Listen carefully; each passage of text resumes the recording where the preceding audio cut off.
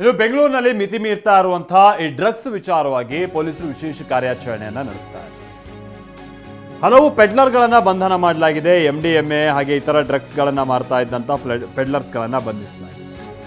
ಸುಮಾರು 75 ಲಕ್ಷ ಮೌಲ್ಯದ 752 gram MDMA ಜೊತೆಗೆ 8 ಗ್ರಾಂ ಅಷ್ಟು ಕೊಕೈನ್ ಅನ್ನ ಸೀಸ್ ಮಾಡಲಾಗಿದೆ.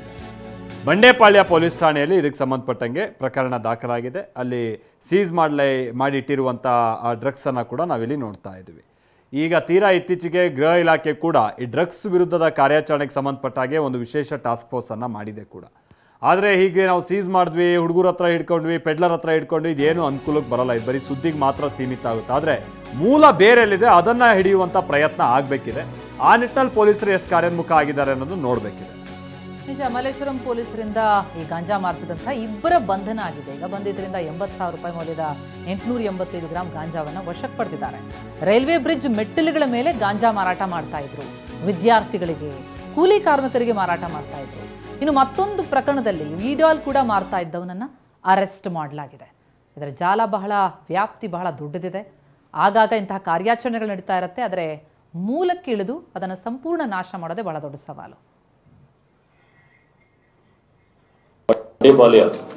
Bandepalya police station electronic city division ಅಲ್ಲಿ 75 lakhs ವರ್ತ್ MDMA 752 ಗ್ರಾಮ್ಸ್ ಮತ್ತು 8 grams 37 milliliters of cocaine. Total ಒಬ್ಬ ಆರೋಪಿ, ಒಬ್ಬ ಫಾರಿನ್ ನ್ಯಾಷನಲ್ ಸಿಕ್ಕಿದ್ದಾರೆ. ಇದು ವ್ಯಾಲ್ಯೂಡ್ ಅಟ್ 75 lakhs ಇದೆ.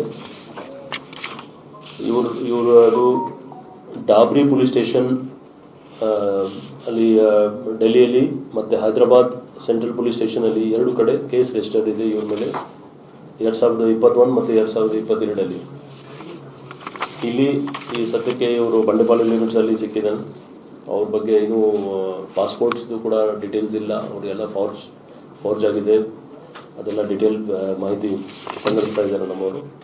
ಜೊತೆಗೆ ಮಲ್ಲೇಶ್ವರಂ ಅಂದರೆ ನಾರ್ತ್ ಡಿವಿಷನಲ್ಲಿ, ಸೊ ಮಲ್ಲೇಶ್ವರಂ ಆ್ಯಂಡ್ ಮಲ್ಲೇಶ್ವರಂದು ನಾರ್ತ್ ಡಿವಿಷನಲ್ಲಿ ಟೋಟಲ್ 19.17 lakhsದು ಗಾಂಜಾ ಮತ್ತು ಈ ಥರ